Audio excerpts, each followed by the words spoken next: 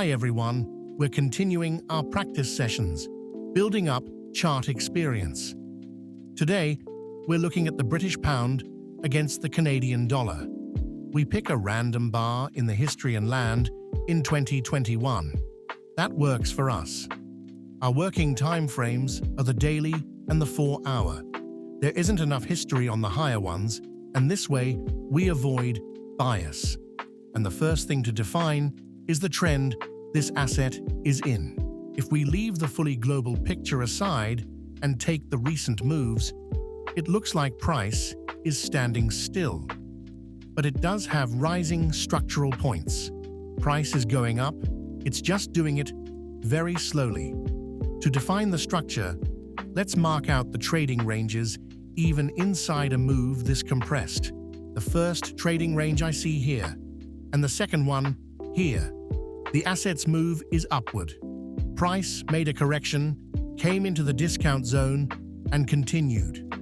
We have a break of the previous high, then another correction into the discount zone, and continuation towards the established high.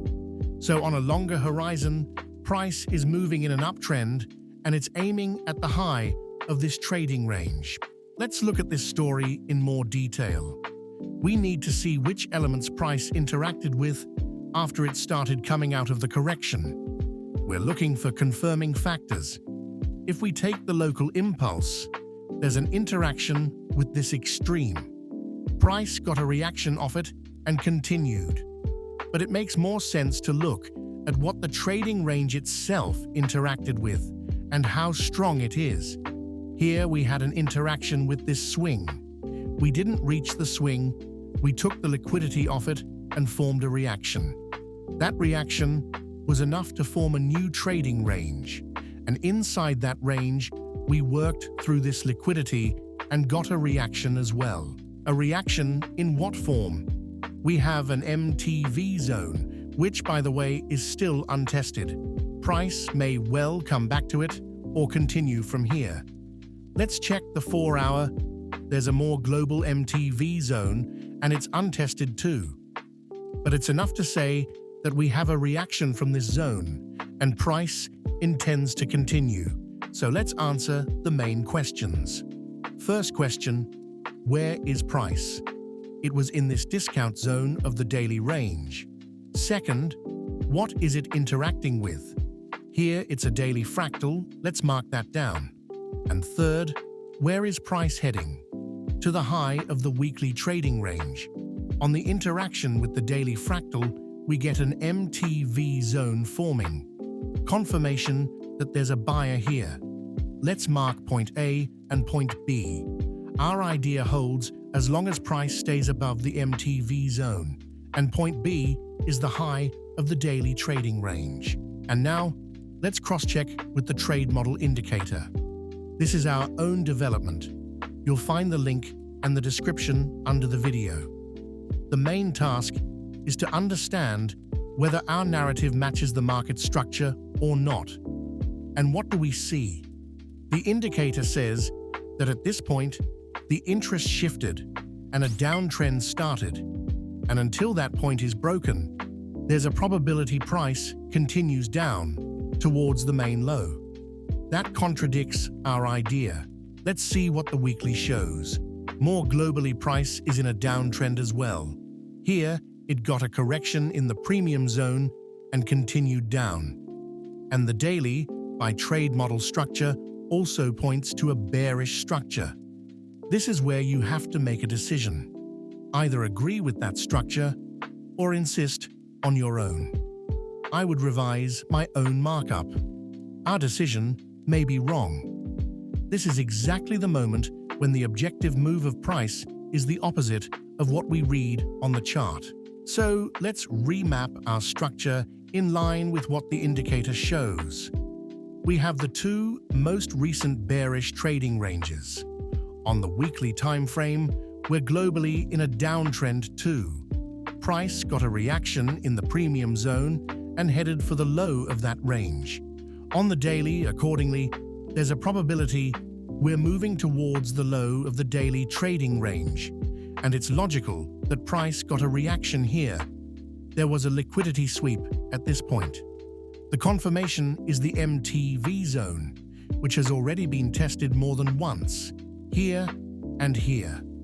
That zone may of course get broken, but the priority direction is still down, so this is simply an opportunity to add to the position from these marks. And now let's phrase the answers to our questions differently. Where is price? In this case, it was in the premium zone of the daily trading range. What is it interacting with? It's a daily fractal that led into the daily MTV zone. And third, where is price heading after that interaction? It's heading for the low of the trading range. Essentially, we've reworked our read. It was more likely wrong. Globally, on the weekly, we're moving down. On the daily, after the reaction, on the weekly time frame, we broke structure and continued lower. Reading a move this compressed as bullish wasn't quite right.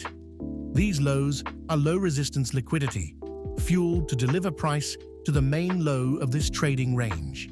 Let's test this hypothesis. I'm not going against the indicator. I've explained why. Let's check our corrected hypothesis. Will price reach the targets we set? I'll speed up the history playback so we see the result faster. While price is moving, let me remind you of our narrative once more. This is a move out of the premium zone of the daily trading range in the direction of the asset's overall move, down, in agreement with the higher time frame, the weekly chart in particular. And as long as price holds below the daily MTV zone, our narrative stays valid. Here, price picked up speed, and the idea has played out. And this is a telling example.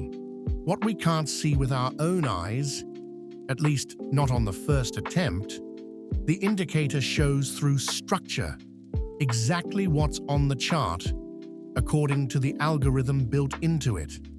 And we can either agree with it and admit our mistake, the way we just did by revising where the asset is going, or disagree and hold on to our own idea. Either way, as a tool, it doesn't replace manual analysis, but it does help a great deal in spotting the inaccuracies we make when marking up by hand.